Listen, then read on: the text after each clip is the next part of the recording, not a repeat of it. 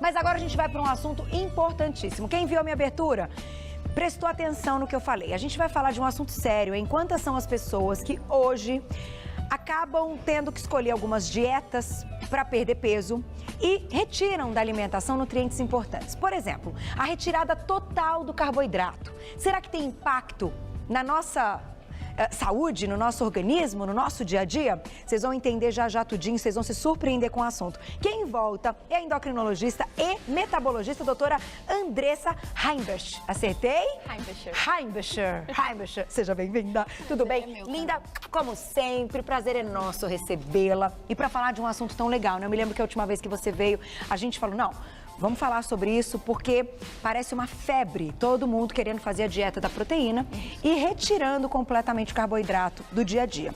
Então, para a gente começar o assunto, queria que você começasse explicando qual o papel do carboidrato no nosso organismo, o que acontece, qual é o percurso dele, né? E o que a gente faz com esse carboidrato. Perfeito. O carboidrato, Carol, é a nossa principal fonte de energia. Então, a nossa dieta é constituída de 3 elementos: carboidratos, proteínas e gorduras. Se a gente pudesse chamar o primeiro slide... Já tem uma imagem legal? Então vamos mostrar a primeira imagem, que é pra gente entender como é essa composição no nosso organismo, para entender o papel de cada coisa aqui. Então, assim, aqui o que a gente vê? A gente vê a composição da dieta, que é uma dieta equilibrada, que é em torno de 50% a 60% de carboidratos, em torno de 15%, no máximo 20% de proteínas e gorduras em torno de 30%. Perfeito. Cada grama de cada componente, ele vai dar um valor calórico. Como vocês podem perceber, o carboidrato é o que dá o maior valor calórico da nossa dieta, porque ele é a nossa principal fonte de energia. Ele é a base da pirâmide. Ele é a base da pirâmide, que é a próxima slide. Ah, então vamos para a próxima, porque essa pirâmide não sai da minha cabeça. É interessante quando a gente começa a pensar assim, né? Isso. Ah, a gordura está no meio? A gordura está no meio. Que a é gente 30%. tem, exato, que é 30% e menos de 20% a quantidade de proteína. Certo. O que acontece? Quando a gente ingere um alimento que é rico em carboidrato, o carboidrato ele sai do nosso intestino, ele vai para a corrente sanguínea, ele estimula a liberação de um hormônio chamado insulina, e aí ele vai para dentro da célula, para ser usado como fonte de energia ou ser estocado como dispensa, como reserva. Muito bem.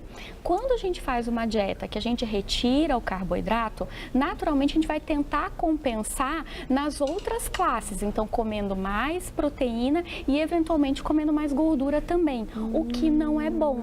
Por quê? Porque se a gente tira maior fornecimento de energia no nosso corpo, a gente está ensinando para o nosso corpo que ele está passando fome. E aí libera uma série de hormônios sinalizando o cérebro que está faltando energia. Então é muito complicado quando você faz essas dietas, primeiro que é muito difícil mantê-las por longo período. E depois, o carboidrato, por ser a principal fonte de energia, o corpo demora um tempo para achar outras fontes de energia, que no caso vão ser gordura e proteína.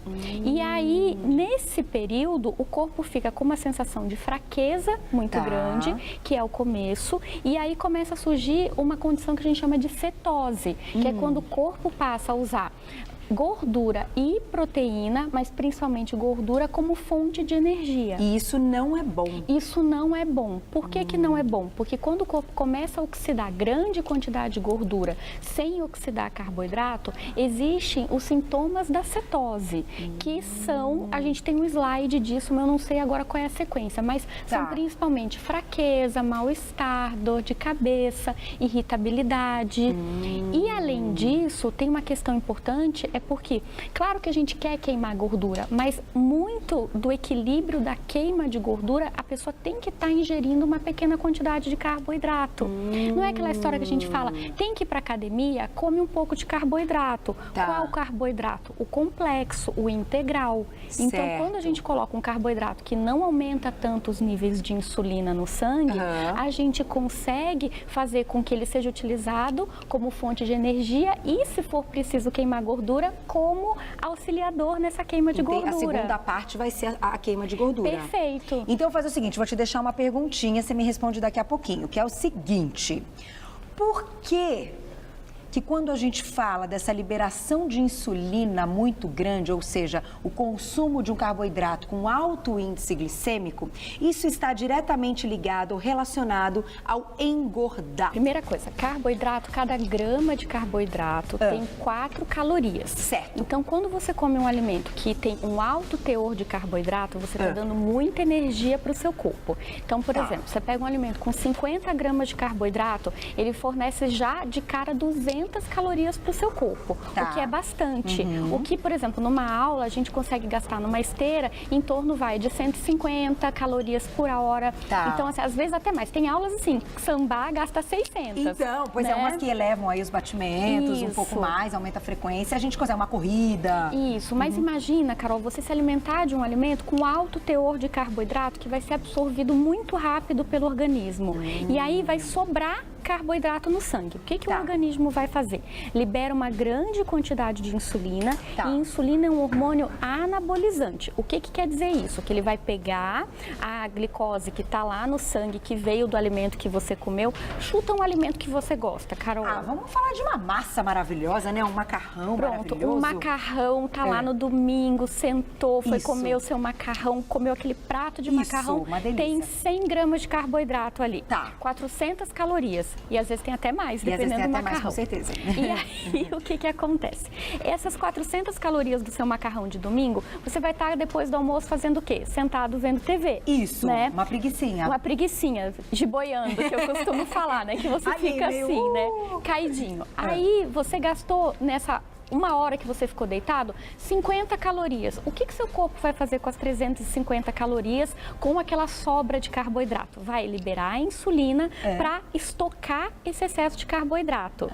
No final do processo do metabolismo, esse carboidrato vai parar onde? Dentro do tecido adiposo, dentro do tecido gorduroso. Ao longo das refeições, então, fez isso no domingo, no jantar do domingo, jantou pizza também sobrou carboidrato. E aí, os níveis altos de insulina fazem com que o nosso metabolismo vire poupador. E aí, você está treinando o seu corpo para toda vez que você comer, ele liberar um alto índice de insulina, forçando com que a glicose que entre vá imediatamente virar... Ser estocado. Perfeito. Então, tá aí. Então, toda vez que a gente ingere algum alimento com alto índice glicêmico, se a gente fizer isso de vez em quando, o organismo não vai entender que tem que estocar sempre. Isso. Mas se a gente fizer isso sempre ele vai estar estocando. Sempre ele vai estar estocando. Por isso a gente tem que comer carboidrato de boa qualidade. Exato, carboidrato que não faça esse pico de entrada de açúcar dentro do organismo. Entendi. Então, por isso que a gente prefere os integrais. Perfeito. Agora, com algumas ressalvas, às vezes os integrais são mais calóricos do que os carboidratos simples. Isso é uma coisa que a gente tem que ter uma atenção. Isso, então o que a gente precisa? Entender que a gente também precisa reduzir a quantidade. Então, por isso que tem o macete de você começar a ter ideia do valor calórico do que você está se alimentando. Isso é importante. Assim, tem algumas pessoas que falam, eu não gosto de contar calorias. É uma coisa que me ajuda, doutora. Ajuda, eu trouxe um slide disso. Você trouxe um slide? Trouxe um slide. Vê se você acha um slide, então, que tem aí, pra gente ter noção de calorias. Eu acho que é o próximo. Vamos colocar aí na tela. Pelo seguinte, quando você tem noção das calorias, você fala, peraí, eu vou ter que comer um pouquinho menos disso, ou mais tarde eu vou ter que tirar de algum lugar, Você consegue fazer a lei da compensação. Olha, esse aí. Será que a gente pode passar esse é só explicando que quando a gente tira o carboidrato, a gente acaba naturalmente compensando. Eu acho que quase. A gente vai achar, a gente sabe como é que é. É um slidezinho assim, emagrecimento.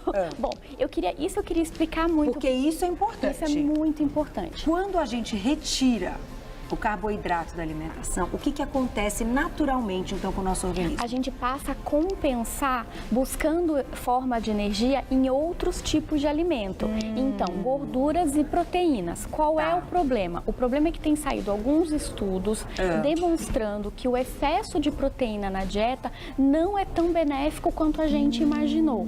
E aí é por isso que tem todo esse questionamento das dietas sem carboidrato, dietas ricas em proteínas. Um desses estudos, ele fala sobre os efeitos da cetose a longo prazo no nosso corpo. Tá. Então, sobre a questão de desnutrição, sobre a questão de não absorção de vitaminas essenciais, que são vitaminas que vêm associadas ao carboidrato, então vitaminas do complexo B, ferro, às vezes as pessoas não conseguem ter uma absorção adequada de vitaminas. Porque não estão consumindo carboidrato. Porque não estão consumindo carboidratos. Tá. Porque as células do intestino, elas se renovam muito rápido. Elas são células que usam muita energia. Se eu estou com metabolismo com menos energia disponível, o corpo vai começar a tirar energia e renovação de outros locais. Cabelo, unha, pele. Olha, gente, por isso que dietas perigo. muito radicais, as pessoas normalmente se queixam de queda de cabelo. Queda de cabelo, unhas fracas. Exato, pele seca. Olha como é uma bola de neve. Então, faz o seguinte, vou deixar mais uma pergunta, você me responde já. Tá, joia. Que é dos nossos slides que a gente vai achar aqui a imagem para a gente conseguir visualizar. Quando há essa compensação em outros alimentos, tipo na dieta da proteína, a gente já conversou aqui, a proteína é liberada à vontade. Ela é usada como fonte de energia. Então vamos entender o que isso causa, por exemplo, numa atividade física, no dia a dia de trabalho dessa pessoa. Eu queria que você explicasse isso pra gente entender não só o problema, mas os efeitos que isso pode acontecer no nosso dia a dia. Dá mau humor, eu já ouvi que tem um monte de gente que fica muito mal-humorada. Dá muito mau humor. Né? Por quê, Carol? Porque como o carboidrato é a nossa principal fonte de energia e é a energia que é usada mais rápido, por exemplo, se eu quero resolver dar uma volta no estúdio, correr, ficar correndo em volta da mesa, o meu corpo vai gastar o carboidrato que já está circulando na minha glicemia e vai utilizar o carboidrato que está estocado no músculo. O nosso músculo tem como se fosse um terço, são vários carboidratos um atrás do outro e estocados em forma de uma molécula que a gente chama de glicogênio. Quando a gente fica um longo período de jejum, o nosso corpo passa a utilizar o glicogênio que está estocado como forma rápida de energia. Entendi. A proteína, ela é utilizada de forma mais lenta como fonte de energia, assim como a gordura.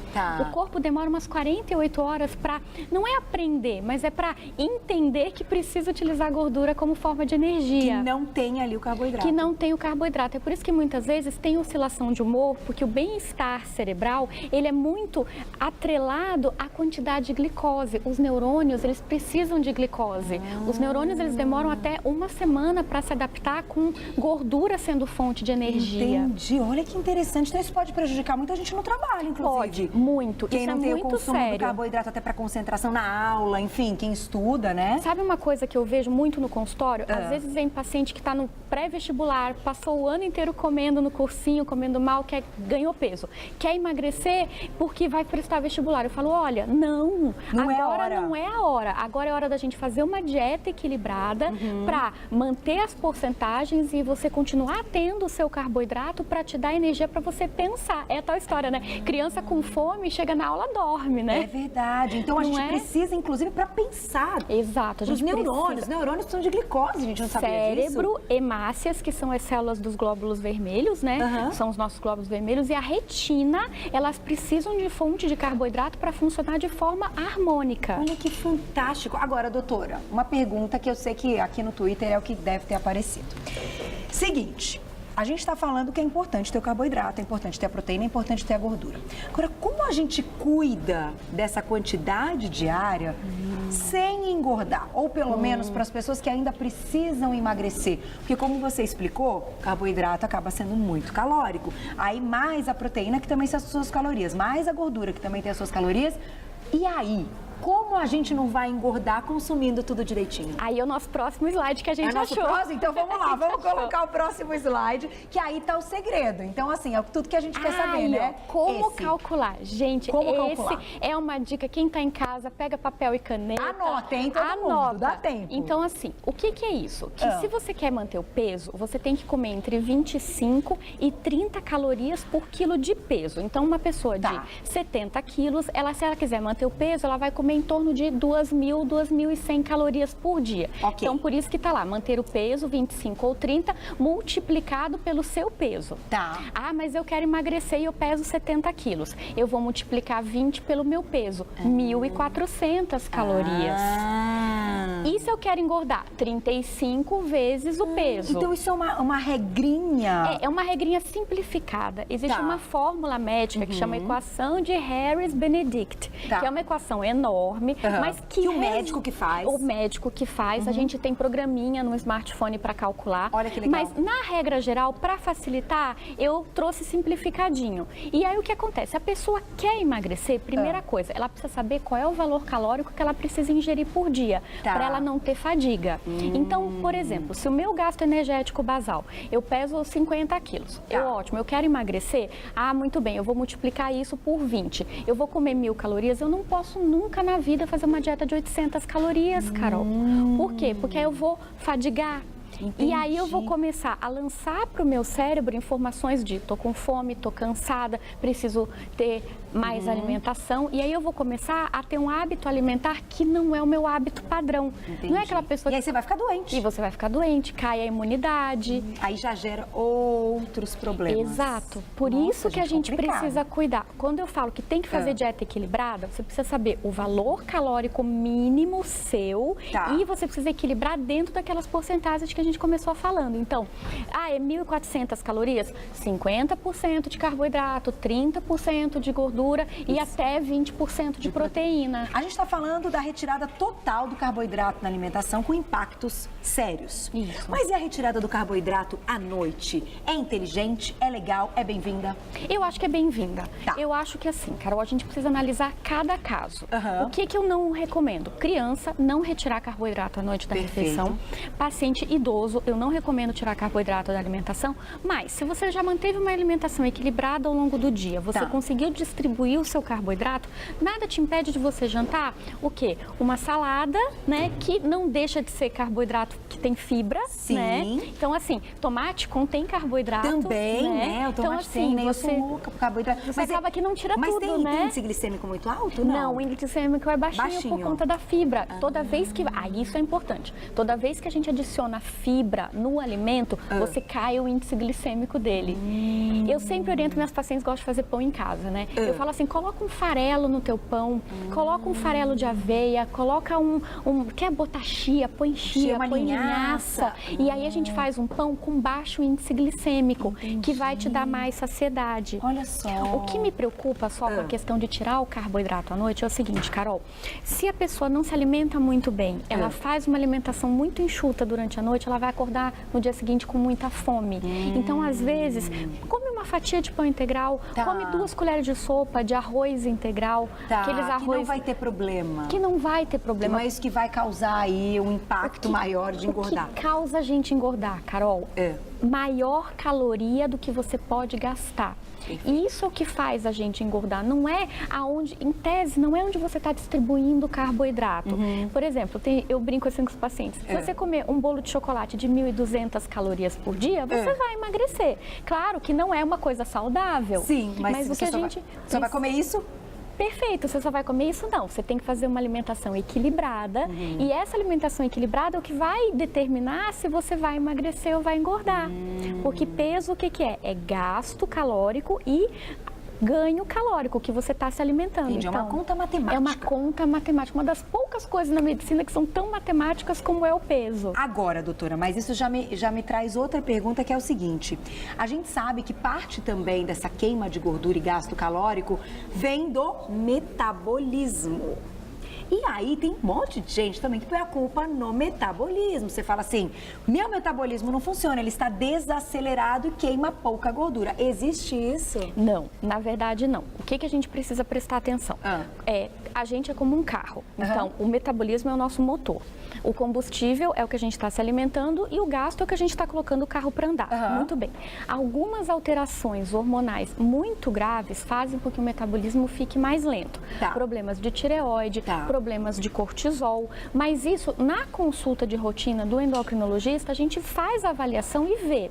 No geral, o metabolismo não fica reduzido, não existe isso. O que existe é que a gente, por estar um pouco mais sedentário, porque a gente acaba, hoje em dia, né, tem Tudo facilidade para tudo, né? Então, assim, tem o controle remoto, tem o vidro do carro. Por essa facilidade, a gente acaba o quê? Gastando menos energia. Entendi. E quem é que gasta energia no nosso corpo? É músculo. Então, é por isso que a gente precisa movimentar. Tem que fazer musculação. Tem que fazer musculação, tem que fazer exercício aeróbico para aumentar a frequência cardíaca, tudo, claro, coordenado com a própria idade. Então, assim, é óbvio que eu não vou querer que um paciente após a menopausa, que nunca correu na vida, corra uma maratona. Não é isso. Mas você colocar um nível de atividade física que estimule o teu corpo a gastar, você acaba fazendo o quê? Você mostra para o teu corpo que é possível, sim, ele parar de estocar. Por isso que tem essa questão de acelerar. Não é bem acelerar, é você botar para funcionar. Entendi. É Ele tá meio ali preguiçoso e você dá um tapinha e fala, ó, vamos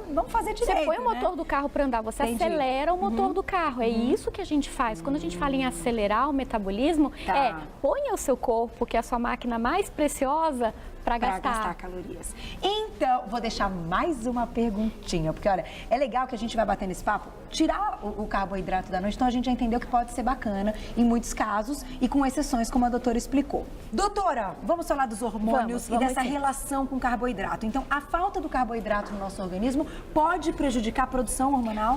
Pode sim. O que acontece? A gente sabe, por exemplo, pessoas que fazem dietas muito restritas, que inclusive tiram gorduras. A gordura é essencial para a formação de muitos hormônios, Carol, principalmente o que a gente chama de hormônios esteroidais, que são hormônios que são feitos à base de gordura. Quando as pessoas fazem muita restrição de gordura, a produção hormonal pode reduzir. Tem uma coisa bacana que é assim, por exemplo, meninas que têm anorexia e que não se alimentam muito bem, o que acontece com a menstruação delas? Para de menstruar. Por quê? Porque o eixo hormonal de controle de ovário, ele precisa de uma determinada quantidade de gordura no corpo e de energia. Então, quando a gente fala, mas o carboidrato, ele não interfere diretamente na produção hormonal, exceto quando a gente fala do hormônio insulina. Porém, o que acontece? Se você diminui a energia no seu organismo, você passa a utilizar a gordura como forma de energia. Se essa redução é extrema, o nosso hipotálamo, que é o nosso centro processador que manda a produção hormonal, ele lê como se você estivesse passando fome. Por isso que as meninas com anorexia ou as mulheres que fazem uma dieta muito extrema, a gente tem o caso das meninas que querem buscar um percentual de gordura muito baixo no corpo, né? As meninas do blog, tudo, a gente pode perguntar para elas, a menstruação não tá legal. Entendi. Porque o hipotálamo, para comandar o ovário, ele faz uma leitura do teu percentual de gordura, da tua adiposidade. Tem uma teoria, inclusive, que as meninas menstruam quando elas atingem determinado peso, porque é um gatilho para estimular a produção hormonal ovariana. Entendi. Então, quando a gente faz uma dieta muito restrita, o que acontece? A gente está exaurindo o corpo dessa adiposidade, essa leitura é feita de forma confusa e com isso existem algumas desregulações hormonais. Entendi. Então, gente, além de tudo, para as meninas que querem engravidar, para outras que estão fazendo outros tipos de tratamento, essa busca por o corpo seco não é pode legal. ser muito perigosa. Exato. O que normalmente precisa fazer? Converse com o seu ginecologista, converse com o seu clínico, com o seu endócrino, faça um perfil hormonal e veja se está tudo bem. Paciente minha que fala assim, olha, Andressa, eu quero emagrecer 10 quilos e tem um índice de massa corporal normal, com as vitaminas equilibradas, eu falo, olha, vamos tentar chegar no meio termo, porque esses extremismos, eles vão acabando com a saúde da gente. Entendi. E o que a gente menos quer, como médico, como divulgador de informação, é que as pessoas acabem com a saúde, Sem dúvida, em busca do corpo perfeito, do corpo sarado. É complicado isso. Tem que ter um meio termo, tem que ter a orientação que a gente tem aqui no programa. E mais do que isso, tem que conversar sempre com o médico e ir ao médico. Agora eu vou deixar mais uma pergunta, porque essa também é muito importante. Eu sei que tem um público muito grande que assiste ao programa que tem diabetes. Então, quando a gente fala da retirada do carboidrato para quem tem diabetes, o que pode acontecer? Porque a gente sabe que quem tem diabetes também tem que ter um equilíbrio muito grande. Porque o que acontece, Carol? Vamos começar do começo, que eu acho que é interessante a gente explicar um pouco isso. Sim. O diabético tipo 2, ele é é um diabético que ele ficou diabético por vários fatores. Um deles é o ganho de peso. O que acontece? O ganho de peso faz o pâncreas produzir mais insulina e a insulina cria um estado chamado de resistência à insulina. O corpo fica se protegendo do excesso de hormônio e passa a não fazer a leitura correta dessa insulina e com isso os níveis de açúcar sobem. Porque se uma insulina, não é essa a regra, mas só para eu acho para o telespectador entender, se uma insulina baixa uma glicose, se eu passo a ter resistência à insulina, eu vou precisar de 3 insulinas para baixar uma glicose. E aí sobra glicose no sangue. Muito bem. Isso, a glicose alta no sangue, ela vai danificando alguns órgãos, que a gente chama de lesão de órgãos-alvo. Um desses órgãos é o rim.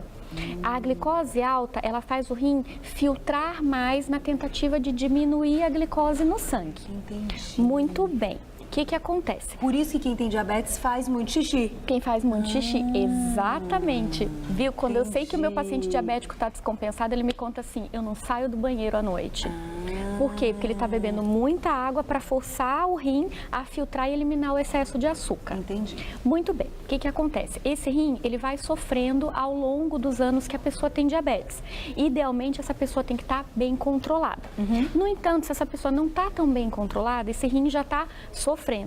A gente sabe que sobrecarga de proteína em cima de um rim que já está esticado o seu funcionamento, piora o funcionamento do rim. Por isso que uma das recomendações nos pacientes que já têm o que a gente chama de nefropatia diabética, que é o acometimento do rim do paciente diabético, a gente orienta diminuir a ingestão de proteína. Entendi, para não deixar esse rim mais sobrecarregado. Mais sobrecarregado. Então juntou uma coisa com a outra. Você vê que é uma cascata de eventos e às vezes a gente não faz a associação direta. Ah, mas se eu sou diabético, eu posso tirar o carboidrato, eu vou produzir menos insulina, só que às vezes não é assim. Olha só. Gente, é uma cascata, como você explicou, uma bolinha de neve. Isso. Mas eu acho que deu pra gente entender absolutamente tudo.